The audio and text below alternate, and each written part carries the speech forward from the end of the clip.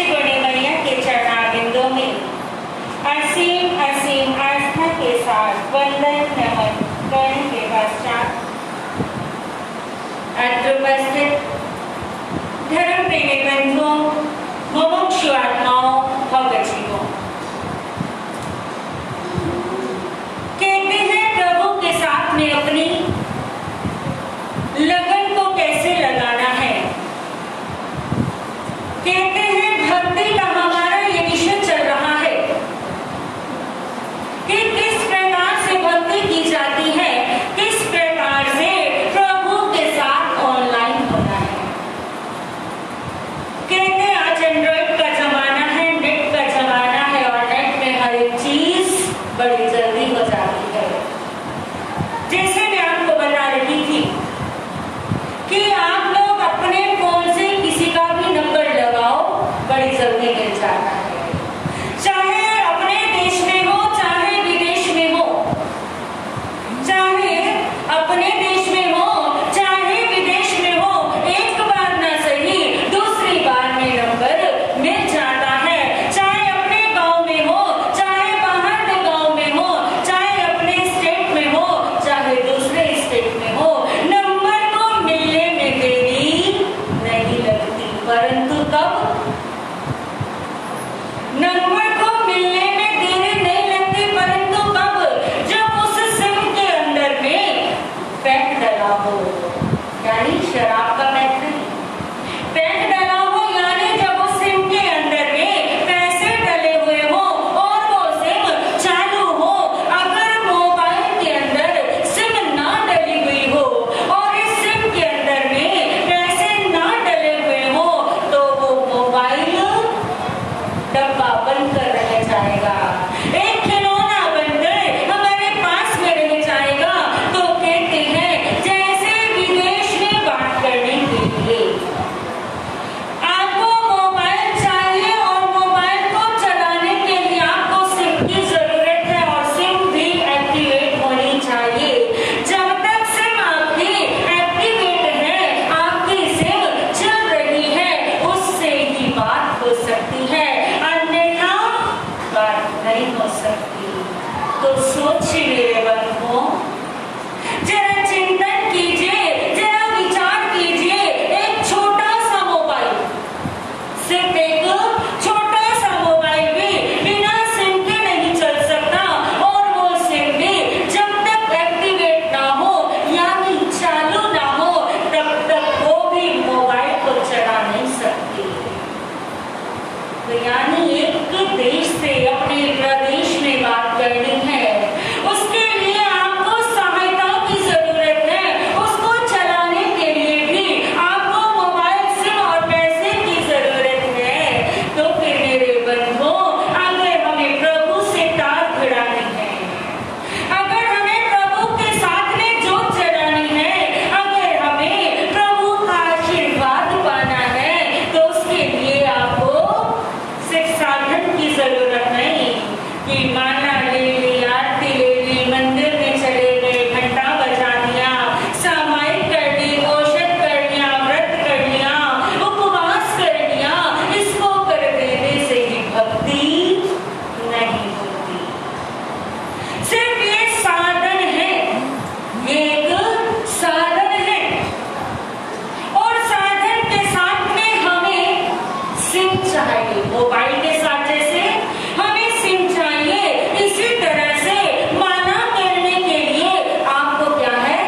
वक्त की जरूरत है।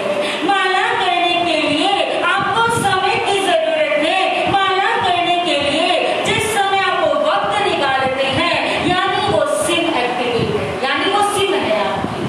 और जिस समय आप माला फिरा रहे हैं और माला फिराते हुए जब आप आंखें बंद कर लेते हैं, आंखें बंद करके आप राम का नाम जपते हैं, या आंखें बंद करके आप महावीर का नाम जपते हैं, या आंखें बंद करके आप गुरु नानक देव का नाम जपते हैं, आंखें बंद करके आप किसी का भी ध्यान करते हैं, वो सिम एक्टिवेट हो जाती है।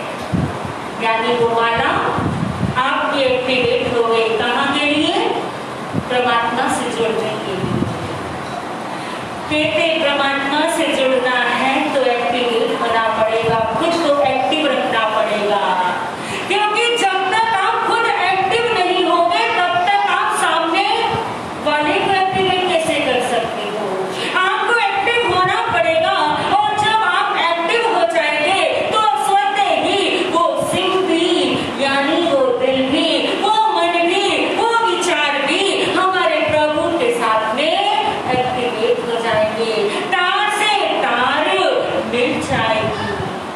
कहते हैं एक व्यक्ति ने अपना बड़ा सुंदर सा घर बनाया और जिस समय उसने घर सुंदर बनाया, बड़े सुंदर सुंदर ब्रांडेड तरीके के उसने बल्ब लगा लिए हैं, बड़े सुंदर तरीके के उसने पंखे लगा लिए हैं और बड़े प्यारे प्यारे हर जगह पे उसने झूमर लगाए हैं। वो झूमर ऐसे हैं एक साथ में कई रंगों का प्रकाश करते हैं और जब वो झूमर चलते हैं तो मानो स्वर्ग सा आनंद महसूस होता है, यानी जब वो झूमर चलते हैं बड़ा सुंदर लगते हैं।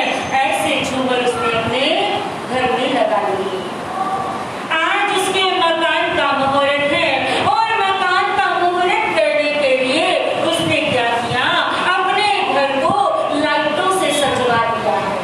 बड़ी सुंदर सुंदर तरीके की लाइटें लगवा ली हैं, बड़े सुंदर सुंदर तरीके के उसने डिजाइन बनवा लिए हैं और अब शाम होने को आई, मकान का मुहूर्त होने को आया और जैसे ही शाम होने लगी तो क्या करते हैं लोग अपने घरों में दिया जला के, लोग अपने घरों में लाइट जला के अपने घर में मंगल कर लेते हैं, यानी अपने घर में प्रकाश कर लेते हैं। और आज वही बात, आज उसने अपने घर का मुहूर्त करना है और कहते हैं ना ये तो बहुत बड़ी चीज है। अगर हमें कोई खाने की वैरायटी बनाए और कुछ अच्छी बने, कुछ अलग सी बनाए तो हम वो भी क्या करते हैं, अपनी सखी सहेलियों में भी उसकी बातें करते हैं। अगर आस पास है तो खाने को भेजते हैं, इसलिए कि वो हमारे क्या करे, प्रशंसा करे, हमारी तारीफ करे, कहे कि तुमने खाना बहुत अच्छा बनाया। यानी हम वो खाना किसलिए बनाते हैं कि लोग हमारी तारीफ करें। खाना किसलिए अच्छा बनाया कि लोग हमारी तारीफ करें। अगर लोगों ने तारीफ नहीं की तो हम भी कहते रहे लगता है खाना अच्छा नहीं बना, मेरी इतनी मेहनत बेकार चली गई, मेरा समय बेकार चला गया। यानी मेहनत की, खाना बनाया तो तारीफ की, तो फिर वो तो मकान बनाना था और मकान में उसने बड़े ब्रांडेड, बड़े कॉस्टली उसने लाइटें लगाई हैं, झूमर लगाए हैं और बाहर अपने घर को उसने लाइटों से सजा दिया है। अब जैसे ही शाम का वक्त हुआ और वो अपने घर में अपने रिश्तेदारों के साथ में है और उन्हें लेकर आए, कहकर देखो ये झूमर कितना अच्छा है। उसने स्विच ऑन किया, उसने स्विच ऑन किया, परंतु ये क्या, ये झूमर तो जला ही नहीं। उसने और स्विच ऑन किए लेकिन कोई भी झूमर लाइट कोई भी जल नहीं रही। और कहते ये इंसान की प्रवृत्ति है, कहते अगर अपने घर की लाइट ना आए तो कहाँ झाँकते हैं, अगर अपने घर में लाइट ना आ रही हो तो पड़ोसियों के घर में लाइट देखते हैं। अगर पड़ोसियों के घर में लाइट नहीं है तो चैन की सांस आती है, सबकी गई, मेरी अकेली, मैंने परेशान हो जाते हैं। अब वो व्यक्ति भी अपने पड़ोस में गया, देखा सबके घरों में लाइटें जल रही, बुला लाया मैकेनिक को, मैकेनिक दिया गया, कहने लगा अरे भाई देखो तो सही मेरे घर में लाइट नहीं चल रही।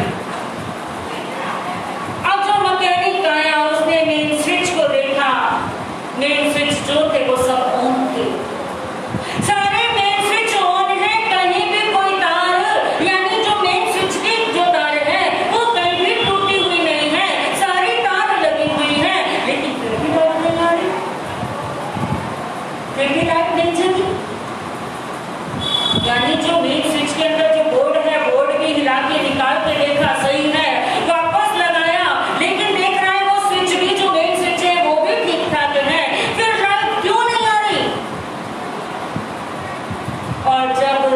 उसने मिस्त्री को बुलाया, भाई लाइट क्यों नहीं आई है, सबको बुला रहा है, अरे लाइट क्यों नहीं।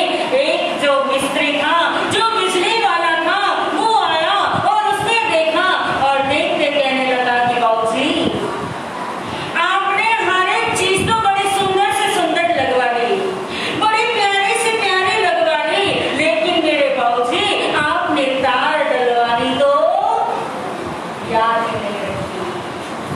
आपने इन स्विचों के अंदर, यानी जब तक तार की सप्लाई नहीं होगी, जब तक तार से तार भिड़ेगी नहीं, तार से तार जुड़ेगी नहीं, तो जब तक लाइट जलेगी नहीं। तो सोचो मेरे बहनों, जब तार से तार मिलने पर आपके घर में रोशनी होती है, यानी रोशनी को होने के लिए भी तार से तार को मिलना होता है, एक दूसरे में समाना पड़ता है, एक दूसरे से जुड़ना पड़ता है, तब जाकर आपके घर में रोशनी होती है। तो फिर प्रभु से रोशनी, प्रभु से अगर रोशनी पानी है, प्रभु से भक्ति को करना है, प्रभु के साथ में जुड़ना है, अगर प्रभु के साथ में लगना है तो वो नहीं ये जैसे हम लोग जब राम राम राम राम राम राम राम राम राम राम राम राम राम, अरे हद हो गई, तूने तो पहले मरा मरा करना शुरू कर दिया, तूने तो राम का नाम ही नहीं जपा, क्योंकि तेरे पास इतनी जल्दबाजी है, तू इतना फास्ट है कि राम को जपने में भी राम राम करने की बजाय मरा मरा करना शुरू कर दिया, राम नाम लेने की बजाय मरा मरा जपता जा रहा है, नवकार मंत्र की माला करता है, तो नवकार मंत्र की माला करते समय हमें पता नहीं, ऐसा लगता है पता नहीं कौन सी ट्रेन छूटने वाली है हमारी, कौन सी गाड़ी भागने वाली है हमारी, कहीं अगर एक भी, यानी बड़े शांति से नवकार मंत्र नहीं जपते, बड़े प्रेम से नवकार नहीं जपते, फिर तो नमन नाम नजर नमन नाम नजर नमन नाम नजर, ऐसा लगता है जैसे कि कोई कंपटीशन रख दिया हो, कि दो जनों को बैठा दिया, कंपटीशन लगा दिया कि दोनों में देखो कौन माला सबसे पहले गिरता है, या किस तरह का कंपटीशन हो जाता है। फिर तो माला पे वो मोती धड़ाधड़ नीचे की ओर गिरते जाते हैं, ये पता ही नहीं कि हम नवकार को कैसे जप रहे हैं, या राम का नाम कैसे ले रहे हैं, या हम शिव का नाम कैसे ले रहे हैं। कहते ये दुनिया है, ये इंसान है कि जब दुख भी आए तो भी वो कहता हाय राम, यानी अगर कोई तकलीफ हो गई, चोट लग गई, उठने बैठने में दिक्कत हुई, तब भी पहले प्रभु को हाय बोल दिया। और कहते जब पहले आपने हाय लगा दी, और कहते पहले के लोग कहते थे, जो हमारे पुराने बुजुर्ग हैं, अगर किसी के मुंह से हाय शब्द होता था तो उसको बुरा माना जाता था कि हाय नहीं बोलना। और आजकल तो फैशन का जमाना है, किसी से मिलो तो कहेंगे हाय, यानी उसको मिलते ही आपने पहले उसको हाय लगा दी। और जबकि पुराने बुजुर्ग ये कहते हैं कि किसी से मिलो उसका अभिवादन करो, उसका अभिनंदन करो, उसका स्वागत करो, उसे जय जिनेन्द्र बोलो, उसे राम राम बोलो, उसे जो आप बोलते हैं वो बोलो, परंतु उसे हाय मत करो, क्योंकि हाय एक अशुभ वर्ड है, हाय अशुभ वर्ड है, परंतु उस हाय को आपने अपना फैशन बना लिया, हाय को तो हमने फैशन बना लिया, किसी से मिले तो हाय, किसी को मिले तो बाय, यानी हाय बाय में अपनी जीवन लगा दिया। लेकिन कल वाली बात की राम नाम सत्य है, जो राम नाम सत्य शब्द है, जो इतना पावन है, इतना उत्तम है, इतना सुंदर है, उसको हमने सिर्फ मुर्दे के साथ में जोड़ दिया, उसको सिर्फ हमने मुर्दे को सुनाते हुए जा रहे हैं। कमाल की बात है कि अगर ये राम नाम सत्य को इतना शुभ बना दिया कि उसे मुर्दे से जोड़ दिया, और जहाँ हाय कहने की हाय, क्योंकि जो मृत्यु है वो हाय है, मृत्यु है अशुभ है, मृत्यु एक ऐसा सत्य है जो हमें स्वीकार करना बड़ा मुश्किल है। मौत अगर सामने खड़ी हो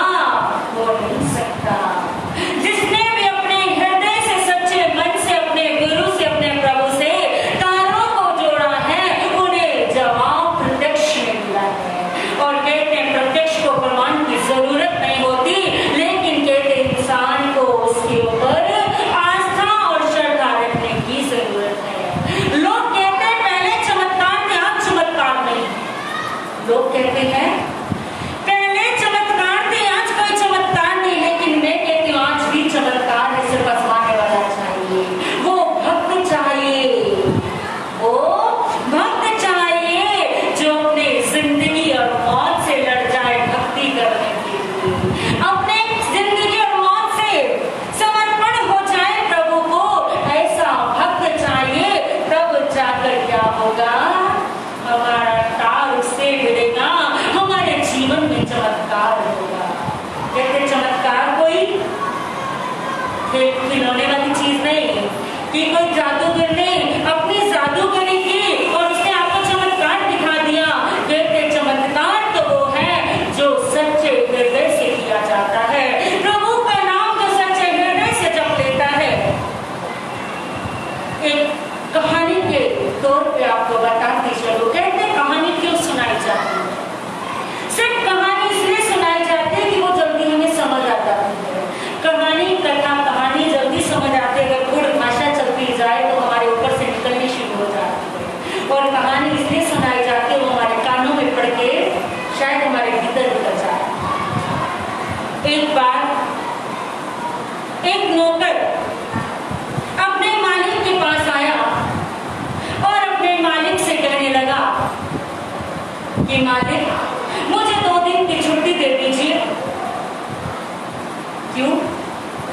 कहने लगा मुझे माता के मंदिर में जाना है, बड़े दिनों की तमन्ना है कि माता के मंदिर में जाऊं, इसलिए मुझे 2 दिन की छुट्टी दे दीजिए। अब मालिक सोचने लगा कि भाई अच्छे काम के लिए जा रहा है, माता के दर्शन करने जा रहा है। मालिक ने क्या करा, कहने लगा कि ले तू जा रहा है, तू बड़ा भाग्यशाली है, बड़ा पुण्यवान है जो तू माता के दर्शन करने जा रहा है। भाई मैं तो अब बाबा हूँ, मैं नहीं कर पा रहा, लेकिन एक काम कर, तू ये 100 रुपए ले जा और ये ले जाके माता के मंदिर में मेरी तरफ से मत्था टेक देना। कहने लगा ठीक है, कोई बात नहीं। अब वो चल पड़ा माता के मंदिर की तरफ, अपना उसने रुख मोड़ा, चलता जा रहा है, भाव बनते जा रहे हैं। अभी वो आधे रास्ते में पहुंचा था, बीच रास्ता है, यानी उतना रास्ता माता का है और इतना रास्ता घर का वापस का है। और वो बीच रास्ते में पहुंचा, वहां पे एक रुग्ण बड़ी बीमार अवस्था में एक बुढ़िया माता मिली, बड़ी दुखी है, परेशान है, बड़ी करहा रही है, बड़ी करहा रही है।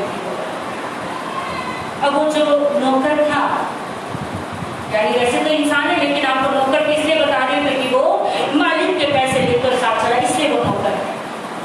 अब वो जो व्यक्ति था उसने भी देखा उस बुढ़िया माँ को कराते हुए, अब मन कर रहा है रुकूं या चलूं, क्योंकि इतना समय हो जाएगा, अगर मैं यहाँ रुक गया मेरा टाइम लग जाएगा और शायद इतने कपाट बंद ना हो जाए, दरवाजे बंद ना हो जाए, लेकिन इंसानियत जाग रही है। सोचने लगा ये माता ऐसी अवस्था में है, यहाँ कोई और दिख भी नहीं रहा, बड़ी रुग्ण अवस्था में है, बड़ी करवा रही है। कहने लगा क्या हुआ माँ, उस माँ को बैठाया, उसके हाथ पैर खुलवाए, कहने लगे क्या हुआ, कहने लगी बेटा मैंने 3 दिन से कुछ नहीं खाया। सोचने लगा इतने पैसे मेरे पास भी नहीं जो मैं क्या करूं, फिर आ दूं। अब जेब में हाथ डाला, 100 रुपए का नोट मिलता, कहने लगा ये तो 100, ये नोट तो सेठ जी का है। अब ये 100 का नोट है, क्या करूं, बड़ी दुविधा में फंस गया कि अगर इनको खर्च कर दूं तो सेठ जी को पता चलेगा, वो गुस्सा हो जाएंगे, और अगर नहीं खर्च करता तो ये माता बेचारी या भूखी रह जाएगी। अब बड़ा ही परेशान सा हो रहा है, मन में बड़ी बेचैनी से करूं क्या करूं। कहने लगा कौन सा मालिक क्या बैठा है, कौन सा मालिक क्या बैठा है जो उसे पता चल जाएगा, वो खाना लेके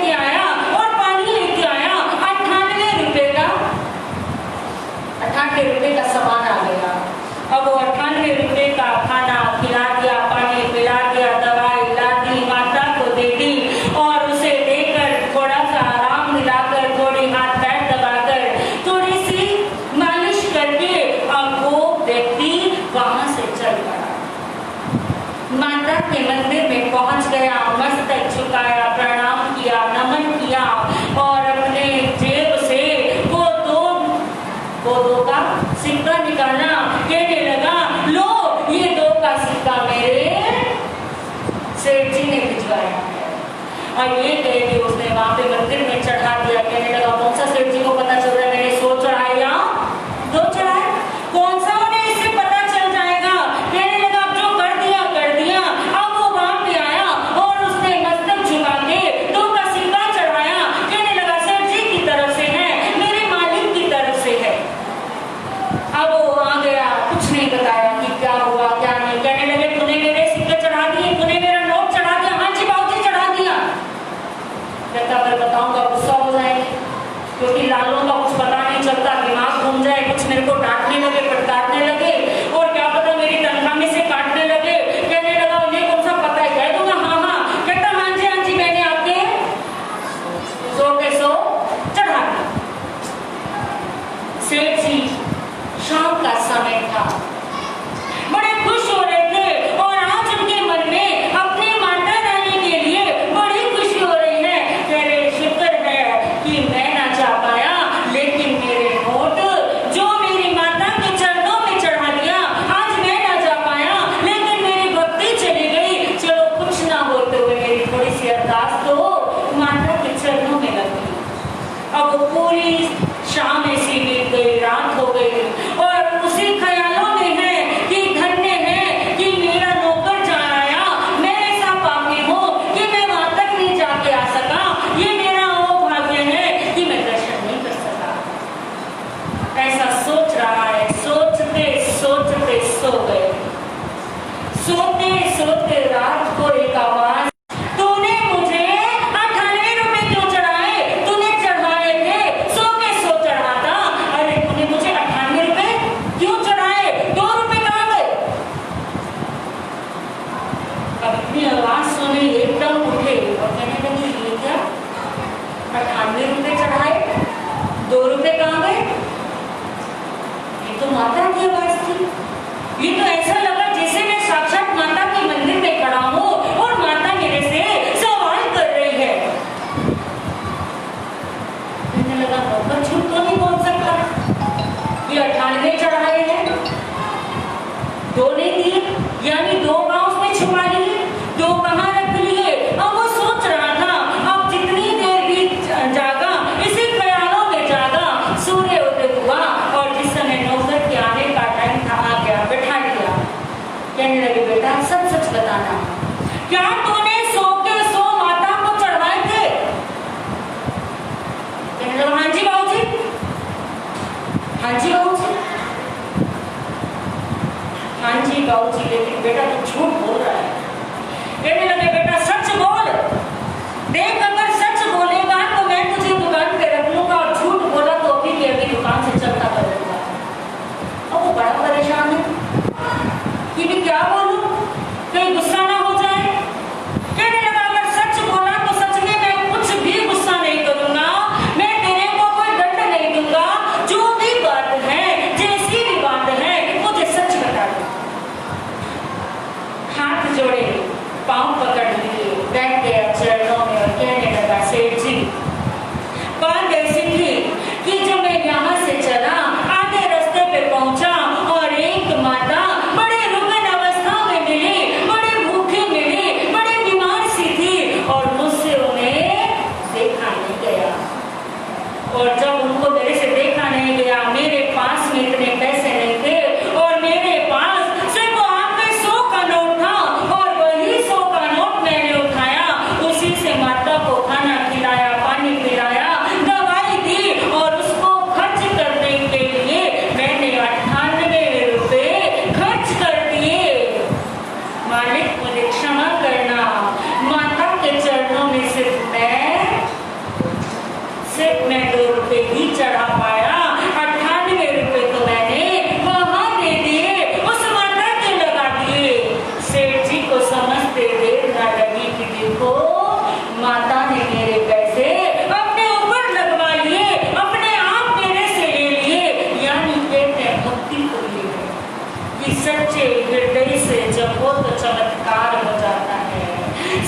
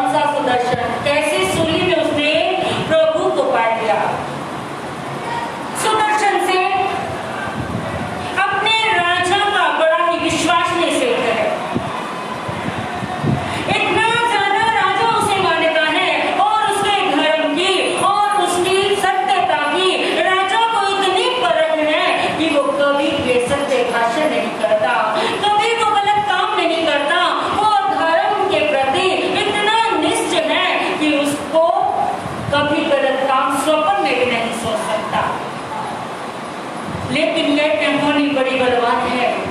एक दिन सुदर्शन से महल के नीचे से निकल रहे थे।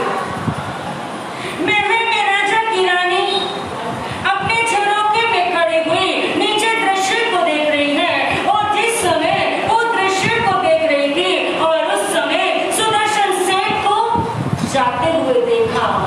इतना हष्ट पुष्ट सुदर्शन सेठ, इतना रूपवान सुदर्शन सेठ, मन मलिन हो गया, मन में बुरा विचार हो गया, मन में आसक्ति आ गई कि ये तो मेरा होना चाहिए, इसे मुझे अपना बनाना है। और कहते हैं जब मन मलिन हो जाए उस समय व्यक्ति कुछ भी कर गुजर जाता है। जब मन मलिन हो जाए उस समय उसे अच्छा बुरा क्या है कुछ समझ नहीं आता। रानी ने अपनी दासी को भेजा। दासी के द्वारा उस सुदर्शन सेठ को अपने महलों में बुला लिया। इस समय सुदर्शन सेठ महलों में आया, सुना कि रानी साहिबा ने बुलाया है और कहते हैं राजा की पत्नी रानी, राजा अगर पिता के समान है तो रानी माता के समान है। जिस समय वो महलों में पहुंचा, रानी के कक्ष में पहुंचा, अब उसकी निगाहें नीची है क्योंकि जो असल में शीलवान होगा, जो सच्चा इंसान होगा, वो कभी निगाह उठाकर नहीं देखेगा। यानी इतनी सत्यता थी उनके अंदर, इतनी अपनी पत्नी के प्रति वफादारी थी कि वो कभी पराई स्त्री को आंख उठाकर भी नहीं देखते। नीची निगाहें पहुंच गए, हाथ जुड़े हैं। जी रानी साहिबा, मेरे लिए क्या हुक्म? कहने लगा पहले तो आप मुझे रानी साहिबा मत बोलो, सिर्फ रानी कह के बुलाओ। कहने लगा आप तो राजमाता है। अब राजमाता सुना तो और ज्यादा भड़क गई। अरे राजमाता, तेरे लिए मैं कोई माता वाता नहीं हूँ। अरे तुम इतने सुंदर हो, इतने रूपवान हो और वो इतनी ज्यादा बेशर्म हो गई, उसने अपनी शर्म हया का त्याग कर दिया और कहने लगे रे तुम इतने रूपवान हो, मेरा जो राजा है वो बिल्कुल भी सुंदर नहीं है, उसके प्रति मैं संतुष्ट नहीं हूँ। आओ मुझे अपनी रानी बना लो, मुझे तुम स्वीकार कर लो। सुना सुदर्शन सेठ ने कानों पे हाथ लगा लिया, हाथ जोड़ के माता ये क्या कह रही हो, ऐसा मत कहो, आप मेरी माँ समान हैं और मैं ऐसा करना तो दूर सोचने में भी पाप समझता हूँ। आप मेरे से पीछे हो जाए। अब वो रानी उसे भड़का रही है, रानी उसे बहुत कह रही है, परंतु सुदर्शन सेठ अपने नियम का पक्का और वो पीछे हट रहा है। और रानी ने देखा कि शोर मचने लगा, दास दासी आ रहे हैं क्योंकि रानी बोल रही थी। अब उसने देखा कि मेरा ऐसा काम नहीं चलेगा, ऐसे ये सुनने वाला नहीं है और अगर मैंने इसको भेज दिया, अगर मैंने इसको ऐसे भेज दिया तो मेरी बदनामी हो जाएगी, लोग मेरे ऊपर उंगलियां उठाएंगे, ये जाके अपने घर में किसी को ना कह दे। इसलिए ऐसा किया जाए कि ये चुप हो जाए, इसे सजा मिले। और जब देखा कि सुदर्शन से किसी भी तरीके से नहीं मान रहा, अब उसने चिल्लाना शुरू कर दिया, अपने कपड़े फाड़ने शुरू कर दिए, चिल्ला रही है और उसकी चिल्लाहट से सब लोग एकत्रित हो गए। सुदर्शन सेठ सोचने लगा अगर अब भागता हूं तो कोई मानने वाला नहीं, और अगर नहीं भागता हूं तो कोई सच मेरे को जानने वाला नहीं। बड़ी डबल स्थिति के अंदर फंस चुके हैं, भाग नहीं सकते, रुके तो रुके कैसे। लेकिन अब खड़ी है सुदर्शन सेठ कि मैं खड़ा हूं, अब जो होगा देखा जाएगा। अब उन्होंने अपने मन में प्रभु से लगन लगा ली, नवकार मंत्र की साधना आराधना शुरू कर दी, नवकार मंत्र को जपना शुरू कर दिया। अब जो होगा प्रभु देखा जाएगा, अच्छा हो या बुरा हो तो तेरे हवाले है। अब जब शोर सुना, दासी इकट्ठे हो गए, राजा को और ऐसे रानी की अवस्था को देखा, राजा को भी बुला लिया गया और रानी रो रही है, चिल्ला रही है, अरे ये अपने आप को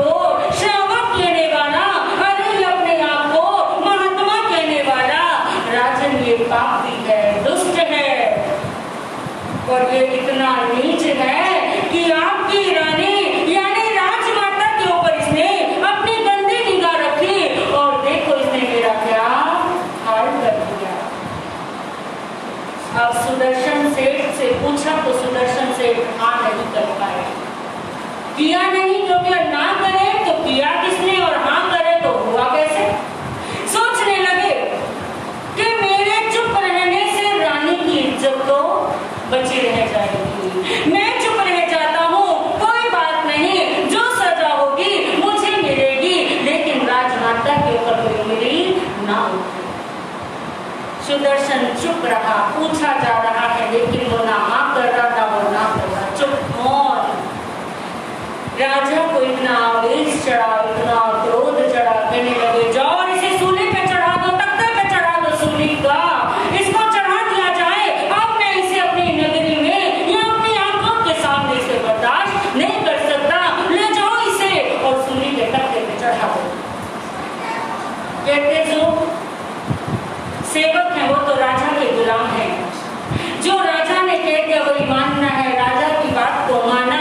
सुदर्शन सेठ को ले जाया जा रहा है, सारे लोग देख रहे हैं, अरे सुदर्शन ने ये क्या किया, इतना घिनौना कृत्य सुदर्शन ने, अरे सोचा भी नहीं जा सकता था।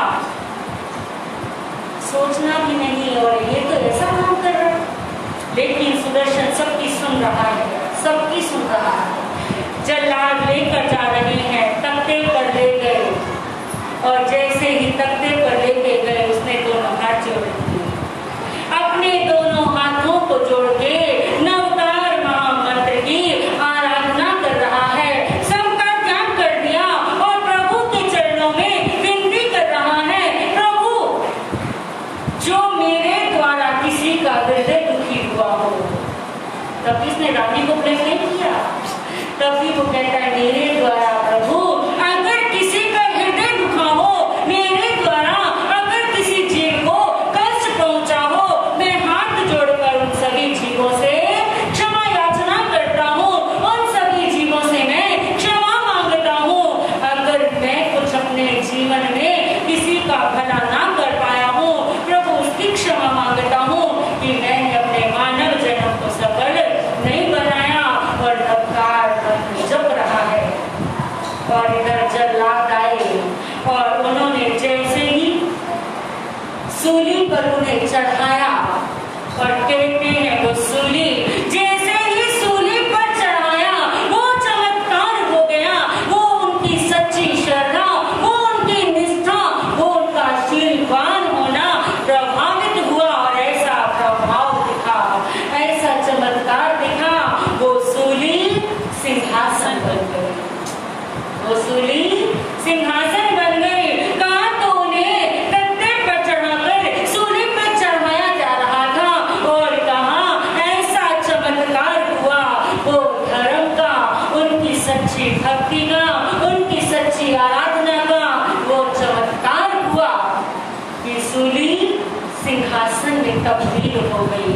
तो कहते हैं मेरे बंधुओं ये होती है भक्ति। हमारे जैसे भक्ति नहीं कि माला का पता नहीं, समाई का पता नहीं, जाप का पता नहीं, पाठ का पता नहीं, किसी चीज का मालूम ही नहीं होता। बस फटाफट फटाफट एक राग लापना होता है। कोई आरती पढ़नी होती है तो बस आरती को पढ़ना है, उस आरती के शब्दों के साथ जुड़ना है। जब मंदिर में जाते हैं या गुरु के पास आते हैं तो समर्पित नहीं होते, वहां पर भी किनको पकड़ के लाते हैं अपने साथ में, अपने भूत को साथ लाते हैं, अपने कंधे पर बैठा के लाते हैं। कहते हैं अगर कोई भूत सामने आ जाए तो टिकने वाले नहीं है, तो टिकने को अगर कोई भूत आ जाए, भूतनी आ जाए जिसके लंबे लंबे बाल हो, लंबे लंबे बाल हो, बड़े बड़े नाखून हो, जिसके बड़े बड़े नाखून, पैर उसके उल्टे हो, पैर उल्टे और आंखों में खून उतरा आया हो, चेहरा सुंदर है लेकिन आंखें एकदम लाल सुर्ख हो और लंबे लंबे नाखून है, बाल दिख रहे हैं, पांव उल्टे हैं। ऐसी कोई स्त्री सामने आ जाए तो क्या करेगी? तो नोदो 11 माह से भागते नजर आएंगे और अगर वो भूतनी से पीछा छुड़ गया, भूतनी पीछे रह गई, हम अपने घर में सुरक्षित आ गए तो चैन की सांस ले लिया। थैंक गॉड, प्रभु रक्षा कर दी। आज तो प्रभु जी आपने बचा लिया। क्यों और दिन कौन सा प्रभु ने मार दिया था? और दिन कौन सा प्रभु ने मार दिया तो जो प्रभु ने आज बचा लिया। कहते प्रभु तो हर पल आपकी रक्षा करते हैं, लेकिन आप प्रभु को धन्यवाद कब करते हैं?